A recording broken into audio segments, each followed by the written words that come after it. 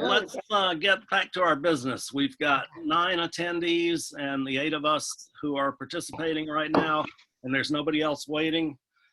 So I'll call the meeting to order and ask you to join me in the pledge to the flag. Pledge allegiance to the flag of of the the United States of America and to the republic for which it stands, one nation, under God, indivisible, with liberty and justice for all.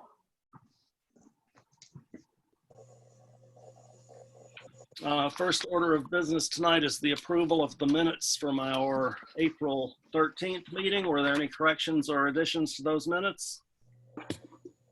Hearing none, could I have a motion that they be approved as written? So moved.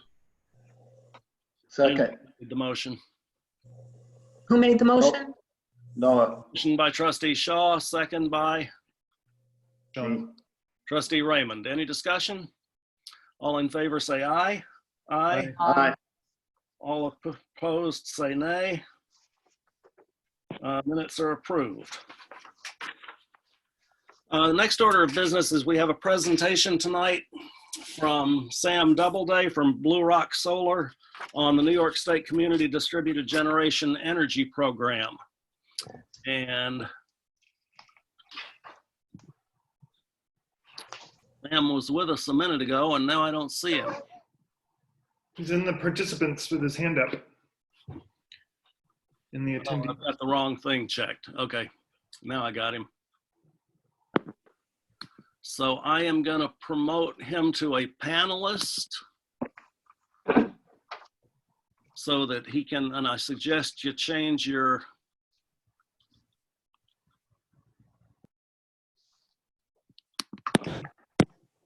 Hello.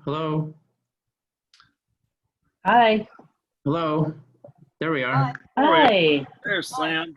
That we all change our view to speaker view maybe, and that we all mute ourselves. And we'll ask Sam, thank you for joining us. Sorry we had these technical problems at the last minute. And I'm going to turn it over to you for your presentation. That's quite all right. I've been doing this every week with Lemoyne College. I'm a student, believe it or not. So I just haven't gone through this particular avenue to get to the Zoom screen. So I congratulate you for getting here. I share a house at 177 West North Street in Ballston Spa, and also we split time here. I'm in Syracuse today. I'll be in Boston Spa next weekend and Monday between my spouse who works for Empire State College in Saratoga. So she kind of got a forced promotion out of Syracuse back to corporate in Saratoga. So we bought a house in Boston Spa. We've been there for the last 5 years, so we split time. But what I'm bringing to you is not necessarily new, it's new to you. CDG is the acronym, Community Distributed Generation, CDG. And Larry, I'll forward you some information, specifically the information from the New York State Office of General Services, OGS. It's a video plus the contract that went out to bid last year, and we're fortunate to be one of 5 vendors.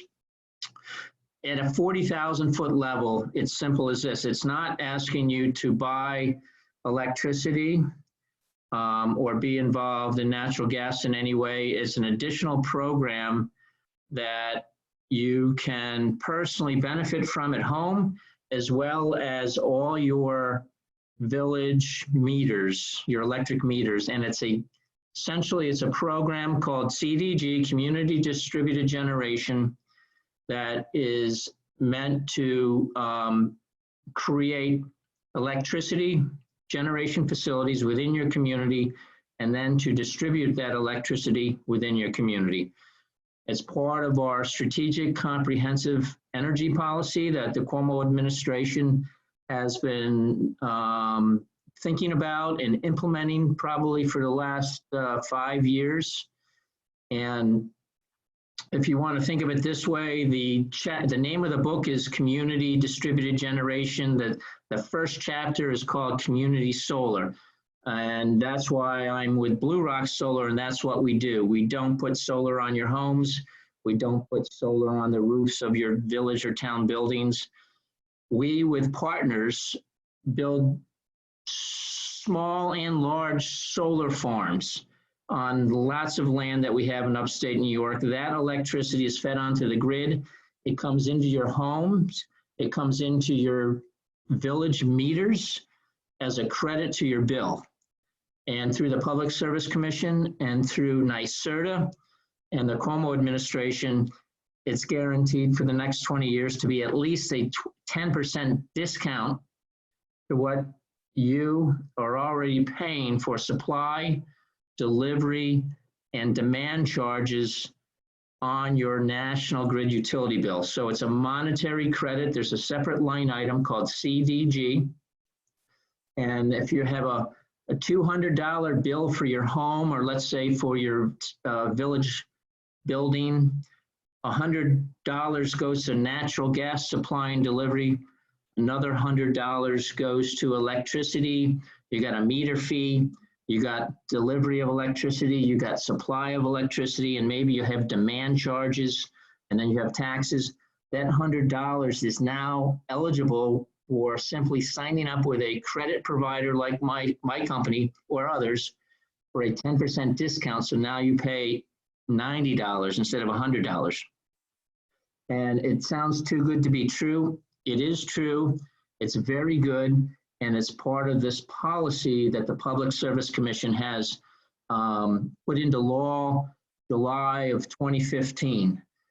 Only last year did they really reboot the numbers to make it worthwhile for commercial meters. So I'm coming to you as a village resident to say, any village building you have, it's not a residential meter per se like you have at your home or apartment. It's going to be a commercial meter. You have on Doubleday Avenue, you have a water treatment building there near the CVS.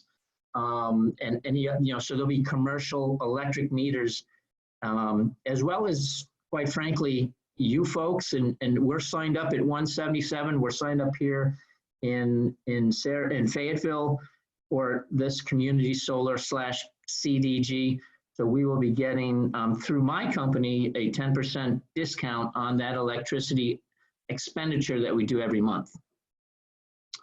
And there's lots of information. And again, I'll send you, Larry, an email with the OGS video, as well as the OGS bid award. As I understand it, as a municipality, if you don't go through the 5 vendors in a competitive RFQ process, you still have to get 2 or 3 quotes for this process. But it's simply checking a box essentially on National Grid. You still pay National Grid, they then pay us. And as part of New York State's comprehensive energy policy, community distributed generation, and 99% will be through solar. Why solar? Because there's no moving parts and the fuel is free. There is a small hydro facility up in the Adirondacks that is in CDG. All the big wind farms you see, that goes up onto the grid wholesale. But the CDG, community distributed generation, puts credits on your bill that goes against what you pay. So you should all be getting flyers in the mail from Arcadia, or you'll see Next Stamp. They're out of Boston, and there's some other folks. So there's a 2020, 2021, and going forward will be a really massive build out of this infrastructure that we all will. We're at unprecedented cheap electricity pricing right now due to natural gas, and it's actually going to get cheaper due to this energy policy, and that's the world I play in.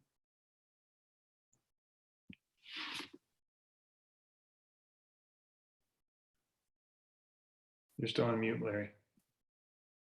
There you go. Okay, thank you very much. I'm going to unmute everybody and ask for questions. Sure. And Sam, thanks so much for doing the presentation. I'm Noah Shaw, and I know Blue Rock a little bit, but just as a full disclosure, I used to be the general counsel of NYSERDA, and actually had a hand in writing that order back in July of 20. But Okay, so one thing that I just wanted to make clear is a lot of people think of community solar or CDG as necessarily having to come from a facility that's right in the community, which I think is important to make clear. Like I'm a subscriber with Nexamp. The facility that we subscribe to is down, right outside Troy, I think in Brunswick. So as long as it's in the service territory and with a couple other, rules, the village, if it wanted to subscribe into a facility through Blue Rock or through another entity, we could be subscribing into a facility it would be within the National Grid service territory and on this side of the state, but which could be in Buffalo too, yes. So doesn't have to be here in Saratoga, which That's right. adds a lot of flexibility because when these facilities come online is kind of uneven, unfortunately, sometimes. But you would agree with me, Noah, that it's essentially free money that we all pay into with a systems benefits charge on our delivery portion of our bill already. Yeah, no, it's a great, listen, the 10% is a real thing. It's a real thing. And, right now you get a separate bill from the community solar provider. Over the course of this year, everything will be consolidated into one bill. So you'll only be getting one piece of paper from National Grid that will have a line item, and you'll see how it nets out in terms of the monetary credit and the dollars that you owe.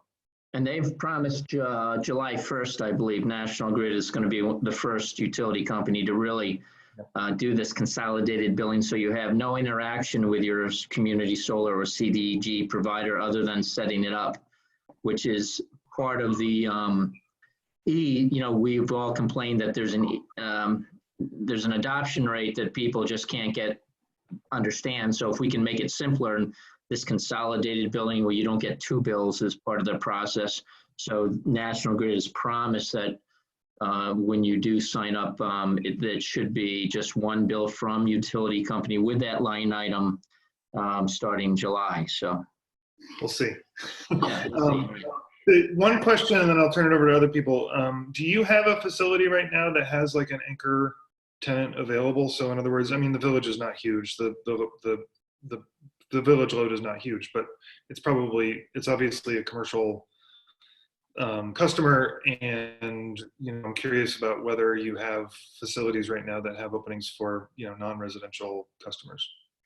Well, there's two parts to that answer. One, we don't. Our facilities our first one will be in Utica later this year.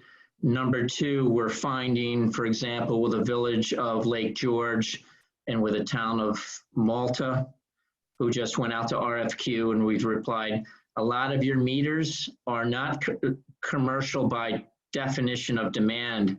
So that's great for municipalities because you enter into a 1-year subscription agreement, which is not a contract, it's a subscription agreement. But because your average demand charge, your KW, is less than 25 per month, KW per month, you can fit into a residential class subscription agreement. Your wastewater treatment plants with all your motors and things like that, your high usage will be a demand. We do not have one now. No. Okay. All right, other questions? Anybody else? What's the difference from one firm to the other? It sounds like sort of a fixed deal. You get to 10%. So that is true. It's with the OGS, Office of General Services, it enters. They've vetted 5 companies who have these CDG or community solar facilities either built or planning to be built. And so, we enter into a competitive situation. So it might be more than 10%. It might be 11%. It might be 12% discount. But other than that, it could be, Nexamp, a company out of Boston, is operating now. We happen to be operating in Watkins Glen, Ithaca, and Buffalo, but these facilities aren't applicable to this program through OGS. It's called NEM, Net Energy Meter. So first generation, and it's kind of going by the wayside compared to this current generation that we need to really focus on. So it's really, eventually it'll be your preference, like you go shopping for groceries. Do you like Tops? Do you like Wegmans? Do you like that fancy place in Saratoga Springs up at the end of the boulevard?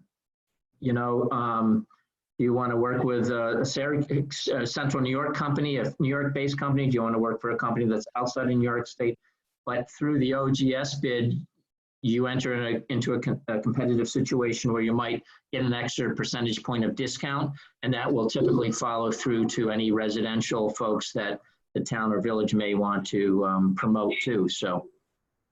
The one thing that, Liz, the one thing that I'd say that the two other things that, and you're right, the numbers are generally consistent over time. My guess is that people will start offering more than 10% or 11% or 12% as costs go down. But the things that have historically been the differentiators are just straight up availability, because getting these projects built is a slow process, unfortunately. And so, you know, the companies that get more projects built are able to offer, you know, subscriptions to more customers.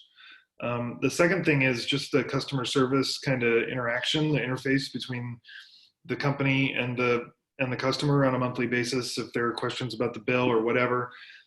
That, you know, had been really a big differentiator for a lot of these companies, but moving forward with the consolidated billing and all of it just appearing on your utility bill as opposed to getting 2 pieces of paper in the mail every month, you know, a lot of that, or some of that anyway, may be sort of equalized.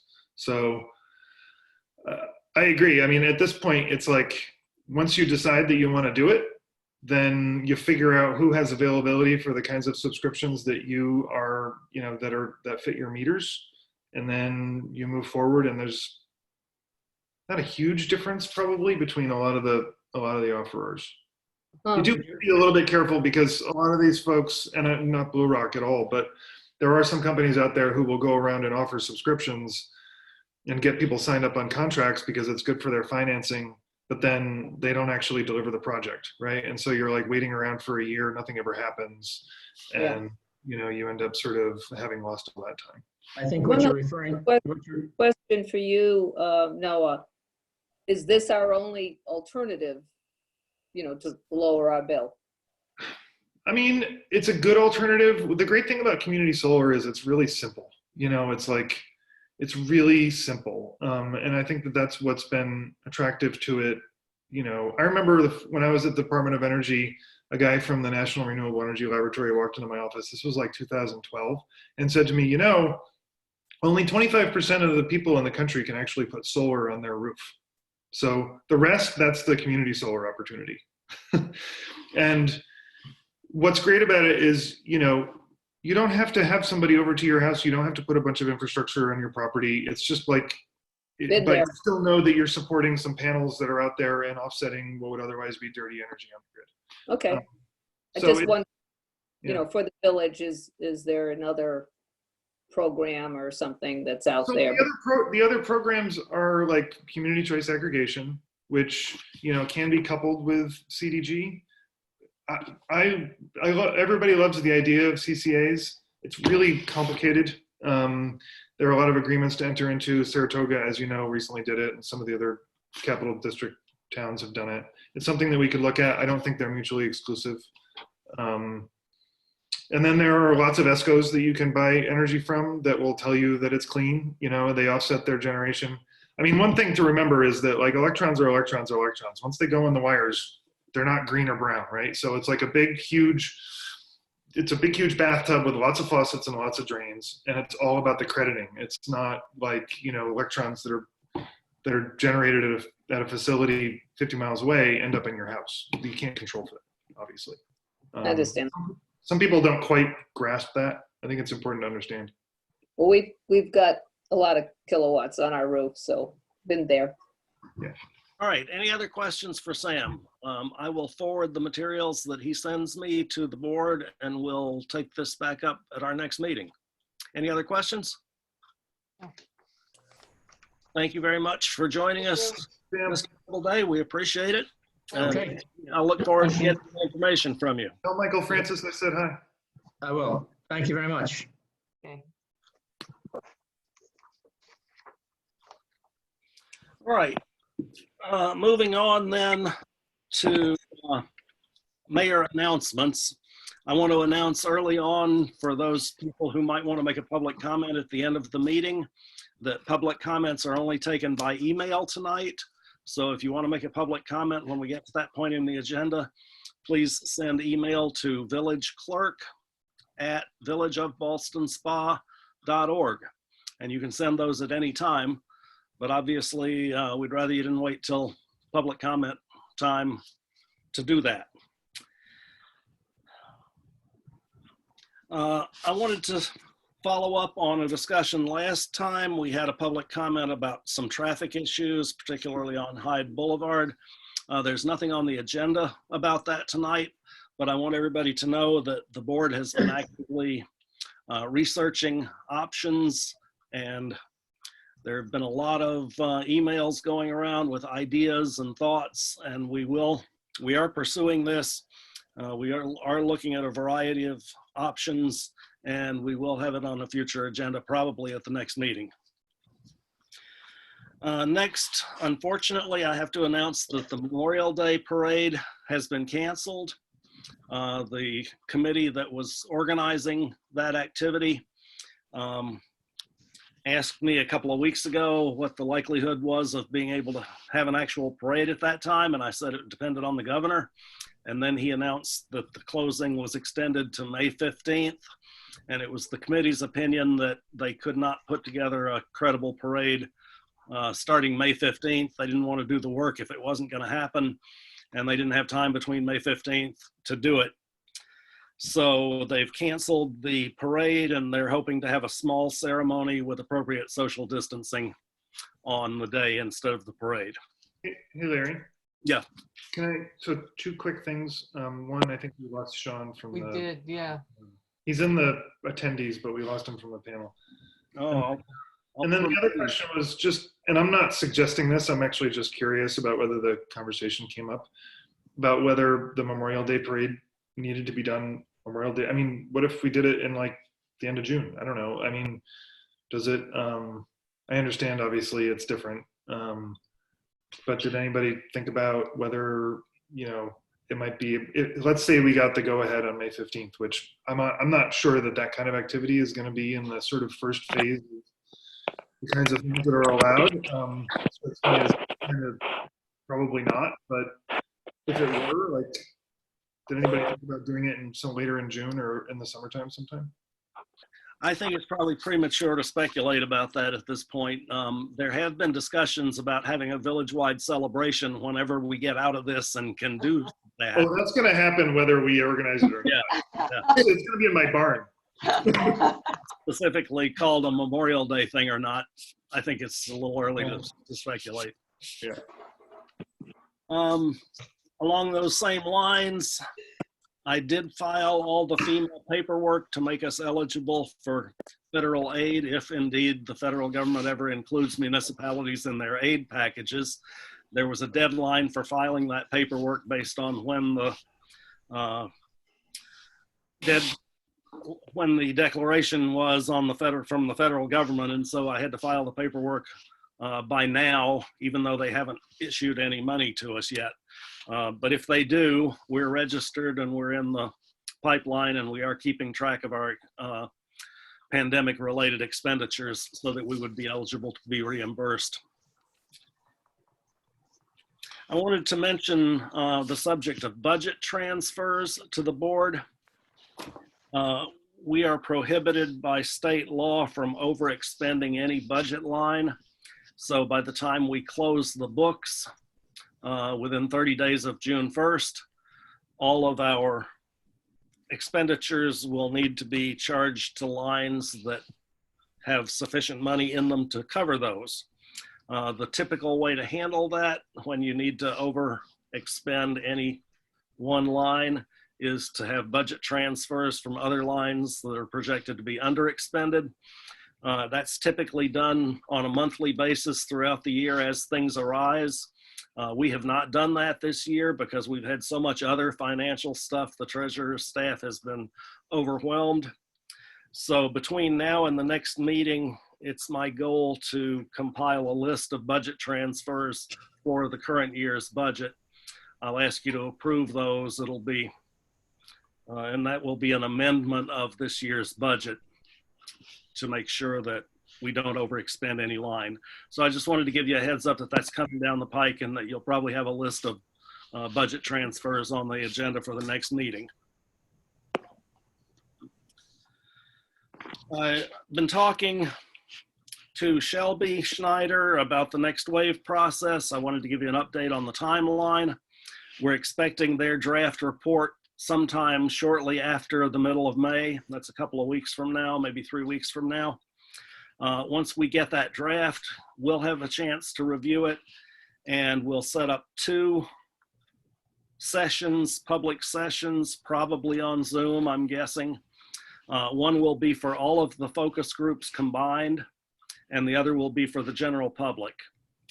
Once we get that public comment and focus group feedback, then they'll work on the draft, and I'm expecting probably a formal presentation of their final report, maybe at our first board meeting in July, maybe the second board meeting in June. So that's where we are with the next wave process. Just to update you on the current year's budget situation, we have 30 days after the fiscal year ends on May 31st to close the books for the fiscal 2020 budget. The department heads have been told that all invoices need to be in as close to May 1st as possible, so that we can get all those things closed in time. There are, as you know, some budgeted projects that have been delayed by the pandemic. The library stairs were a good example, although it looks like they may actually happen after all. The floor drains at Eagle Mat Lee were another. There are a handful of them throughout the village that were in the process. They're in the budget. Contractors had been identified, and then the work was shut down. If those things are not completed by May 31st, then that funding from this year's budget will automatically roll into unallocated fund balance.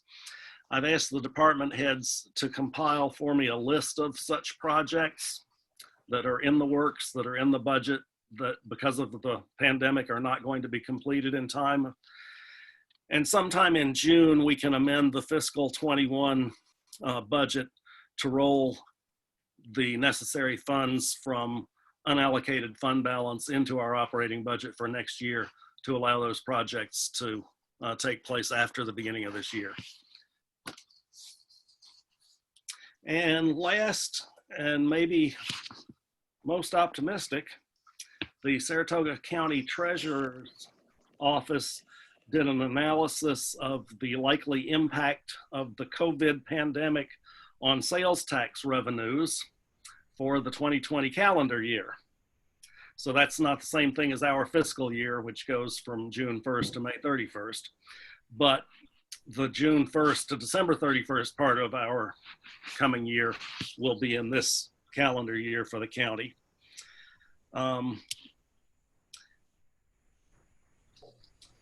They did a couple of different scenarios, best case, worst case, so forth and so on, different assumptions. But I guess the take home message is that under their worst case scenario, we are projected to receive pretty much what we budgeted for the rest of 2020.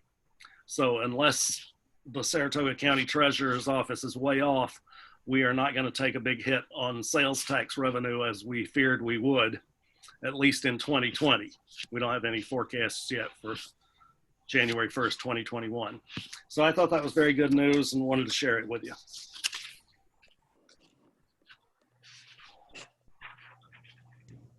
Did they share the math behind that, Larry? I mean, is that based on overall receipts not changing that much, or is that based on a difference in the share that would be by percentage that would be allocated to the village, and so a slight reduction in overall receipts actually for us doesn't change, you know, doesn't mean as much of a hit?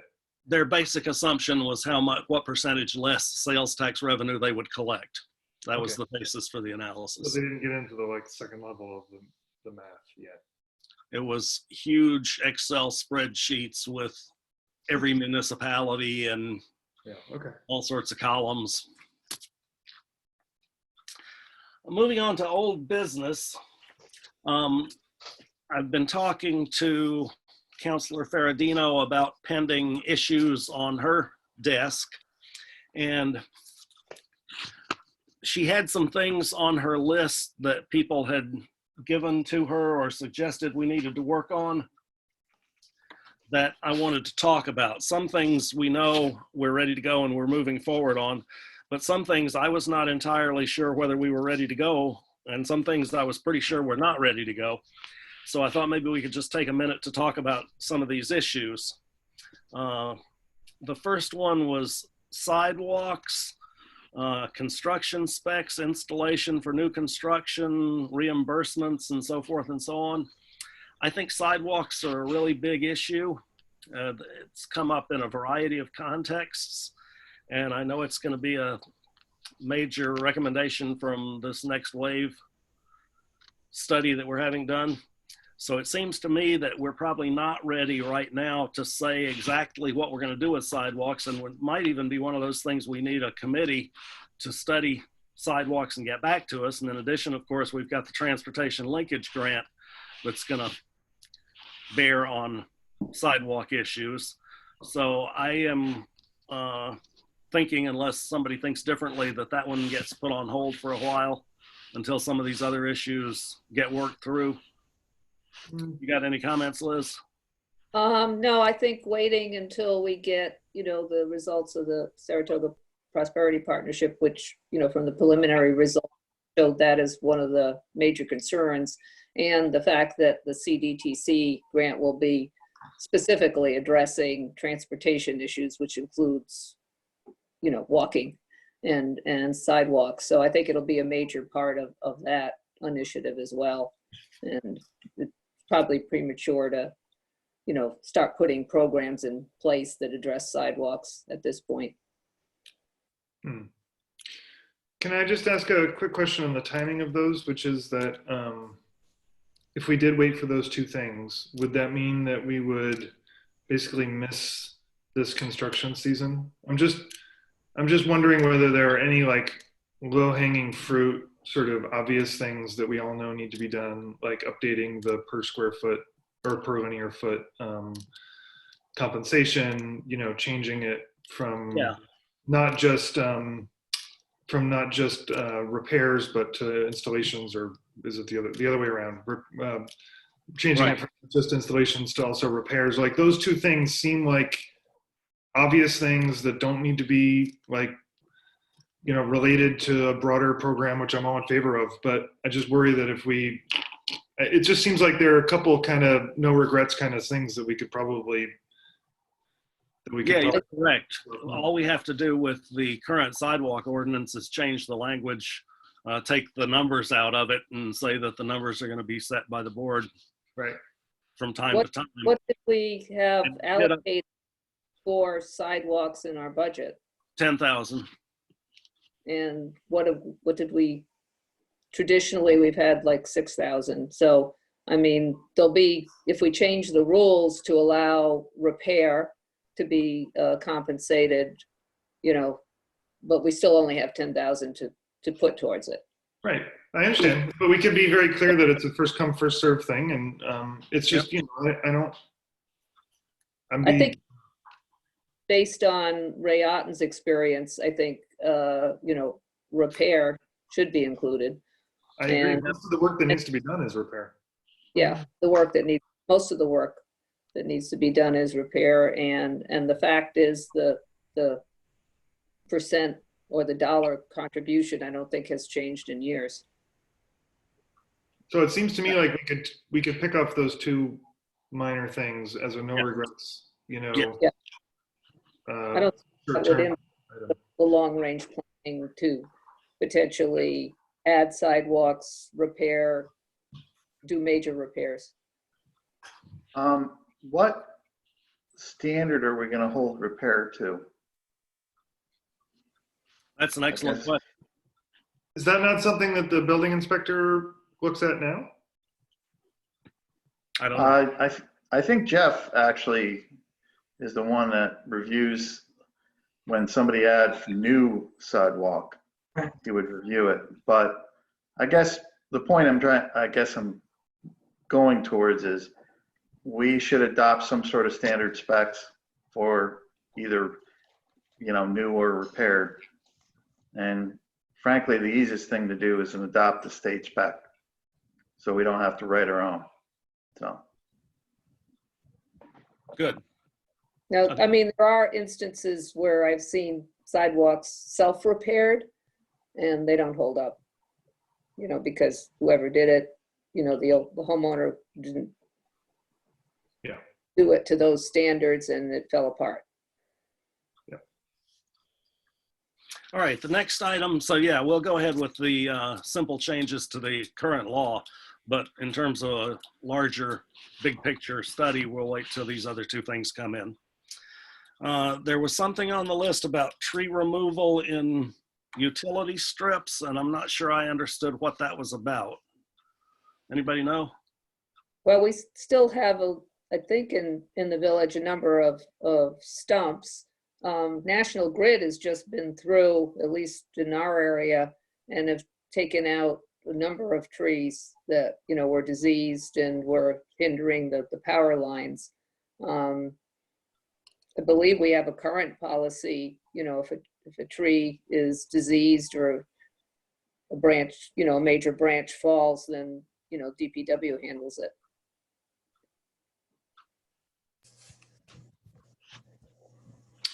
My memory is that this came from,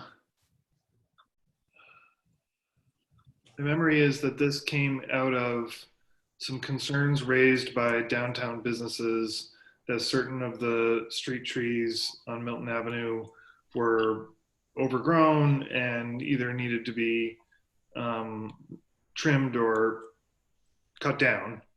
And there was a question whether, I think there was a question in the code whether we had the authority to do that. We do. Yeah, but I'm just working my way through this, Liz, trying to remember what the impetus was for that particular. I think And then we have a tree board that we can refer specific complaints and issues to, and the tree board can then tell us if we need to do something with the code. So I think that takes care of that. Okay. We have done that already since we formed the tree board. We've referred street tree complaints to them and they have been dealt with. So, Okay. All right, good. So I'm taking that one off the list. Yep. Yeah, I'll get back with you after the meeting. We'll compare our notes. I've got summer maintenance of sidewalks, and I'm wondering if that's the same thing as the brush pickup schedule and bulk spring and fall brush removal. Maintenance?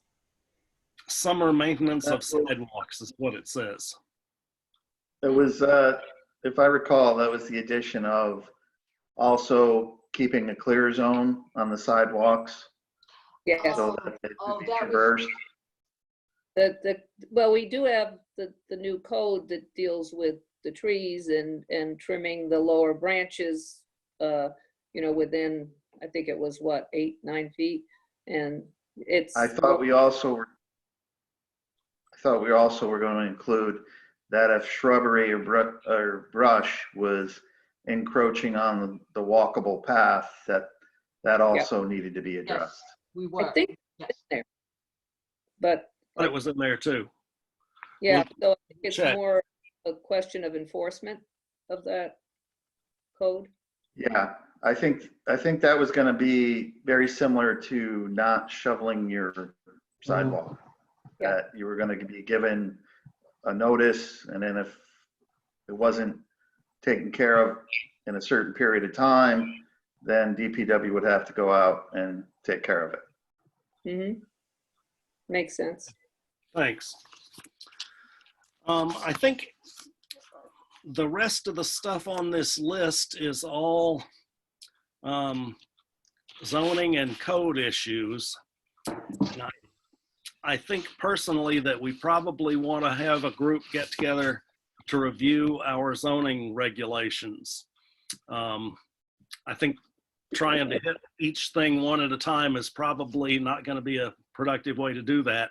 So I've sort of lumped like 10 things into the category of zoning code review. And if the board's okay with that, I will work on putting together some kind of structure to address the larger issue of reviewing our entire code rather than trying to deal with one issue at a time. All right, thank you. That's good. I just wanted some clarification on some of these things that I wasn't sure I understood, and I think we've got direction now. So we'll move forward.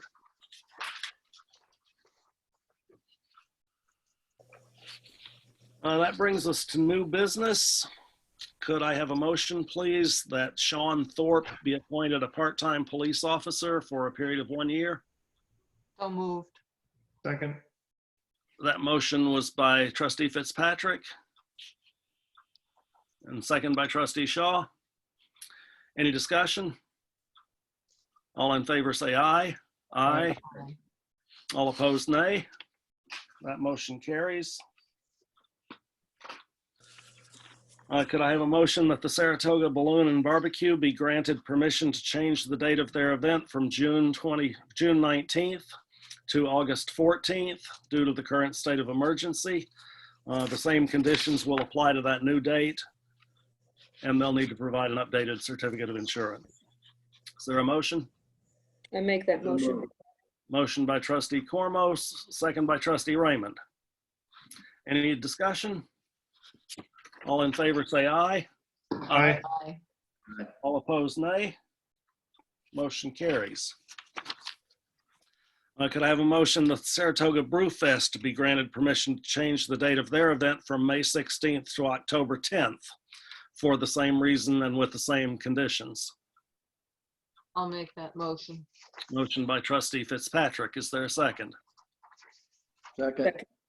Second by Trustee Raymond. Thank you. Any discussion? What is the Brewfest? Is that at the fairground? Fairground. Oh, Yeah. okay. Yeah. It wasn't clear. All in favor say aye. Aye. Aye. Aye. All opposed, nay. That motion carries. Next item of new business is the consent agenda. Does any trustee wish any item removed from the consent agenda before we move it? Hearing none, could I have a motion to approve the consent agenda? So moved. Motion by Trustee Shaw. Is there a second? I'll second. Second by Trustee Fitzpatrick. Any discussion? Hearing none. All in favor say aye. Aye. Aye. All opposed, nay. Consent agenda is approved.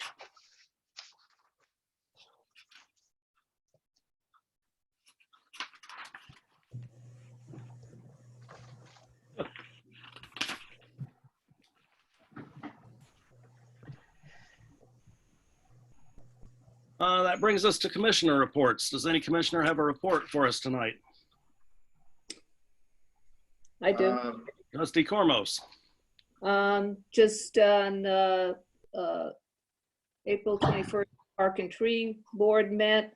We're still waiting to hear on the DEC tree grant. We hope to hear about that soon. Ray Otten did share that the Rotary Cleanup Day that's originally scheduled for May 2nd has been canceled due to the pandemic. We also agreed as members of the Park and Tree Board to keep an eye on the parks for damage, graffiti, needed improvements, to volunteer to do that. One issue which maybe Sean can pass on to discuss with you, Mayor, and pass on to Jeff is the stairs going up to the Tedesco Trail. They are beginning to rot, so that could provide a danger, and it's probably something DPW can repair themselves. we made some, Christopher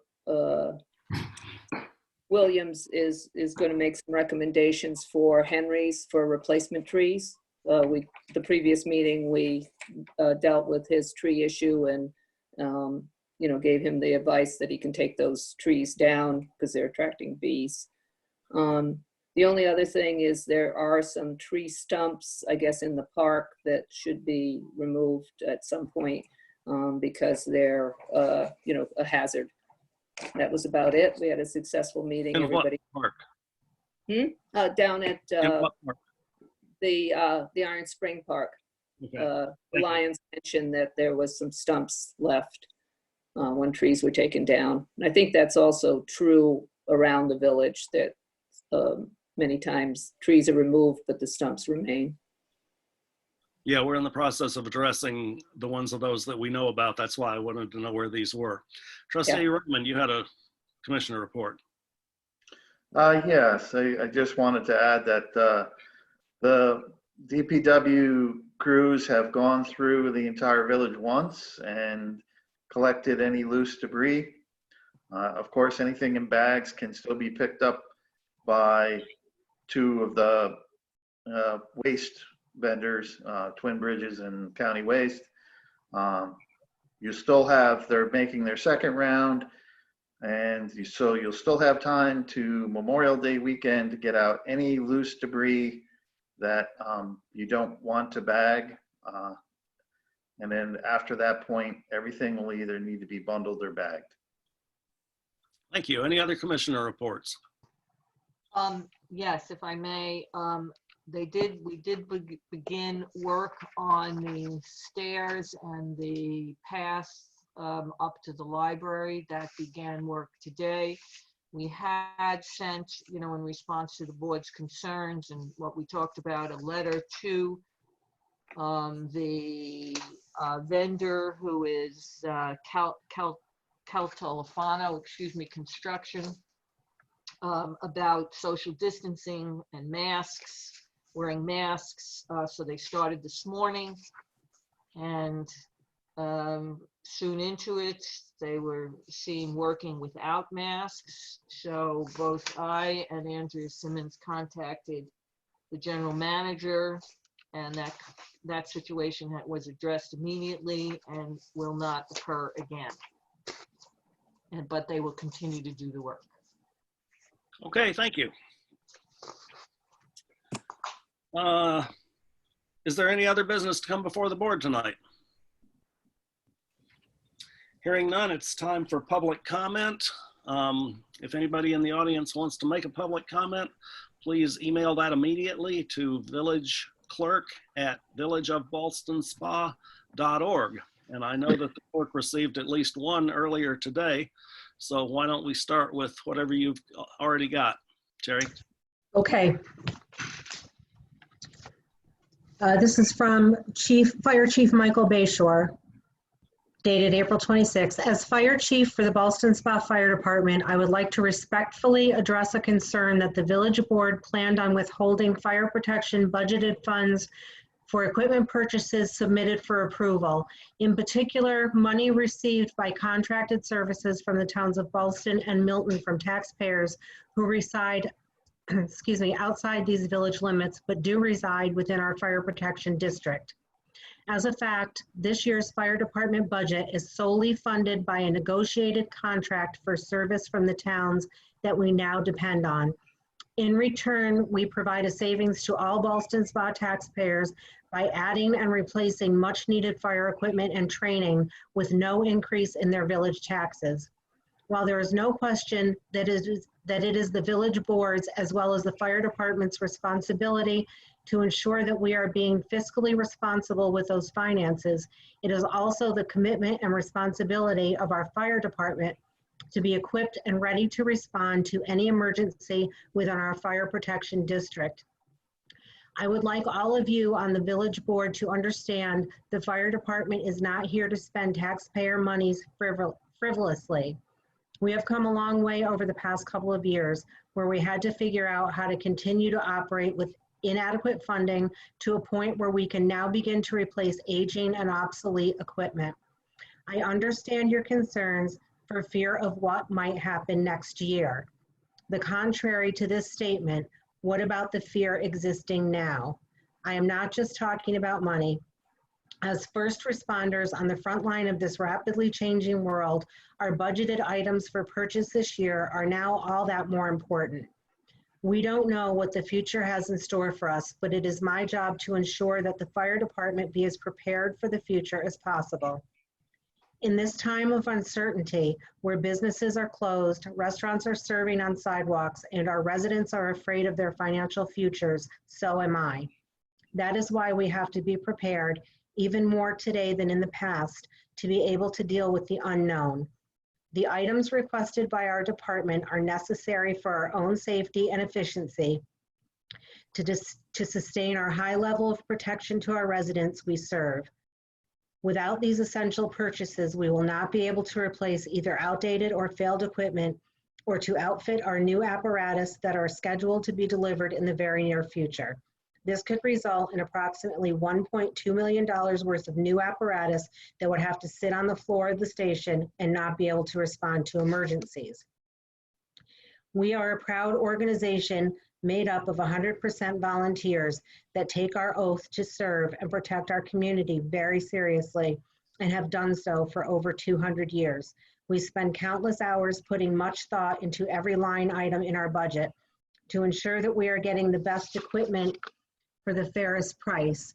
It is my responsibility to ensure that our personnel are kept safe and are able to make it back to their families after every emergency call. With all this said, I respectfully ask this village board to consider the moral and safety effects of withholding the purchasing of fire equipment could have on our department and the community. In closing, I would like to reassure the board that I'm committed to working with you to ensure that we continue to provide the highest level of service to this village and the community that we protect with the least financial impact. It is my goal to improve the financial stability of the fire department by collaborating with the village administration to create a fire department purchasing policy that is fiscally responsible and eliminates the need to question purchases identified in an approved budget. If you have any further questions regarding fire department purchases, please reach out to me and I will answer your questions or concerns. Thank you for your consideration in my request. Respectfully yours, Michael Bayshore, Fire Chief. Okay, thank you for that comment, Mr. Bayshore. Do you have anything else for public Let me comment? check the email.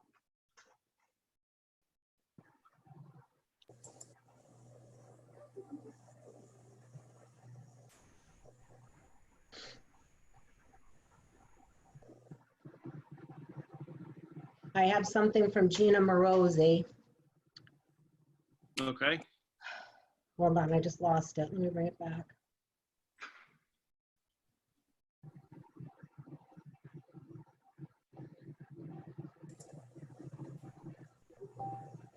Sorry.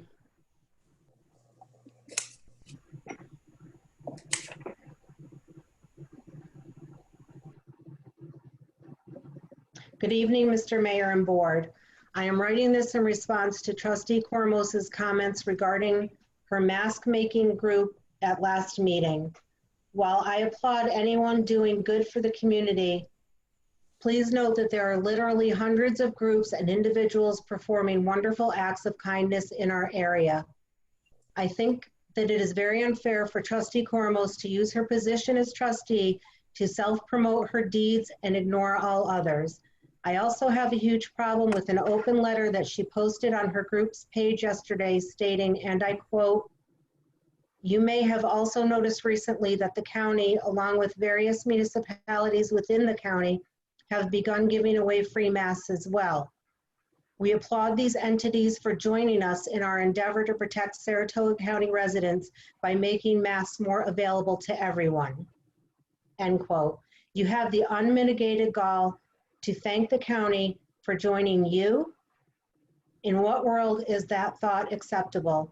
These county employees and volunteers were boots on the ground, giving out supplies and working 7 days a week to take care of our frontline workers and our residents long before you created your little sewing group. I think you owe all of them a huge apology immediately. Thank you, Gina Morosi. Okay, anything else? Is that it? Let me check. I'd like to thank our 8 attendees for joining us tonight. Nothing Looking more. forward to the day when we'll be able to get together in person again and see each other and actually have real live public comment, but I guess we're not there yet. What was the verdict? Terry, anything else? Nothing more. Okay, that's all of our public comment tonight. Thank you for those comments. Could I have a motion that vouchers number 20-01574 to 20-01897 be audited and the meeting adjourned? Make that motion. Motion by trustee Cormos. Is there a second? Second by trustee Raymond. In a close finish. Any discussion? All in favor say aye. Aye. Aye. All opposed, nay. Thank you very much. Meeting is adjourned. Thank you, Larry. Thank you, Thank Larry. you all. Nice to see everyone. Yep. Good night. Valiant effort with Zoom, Larry. Soon it will stop Definitely. torturing us.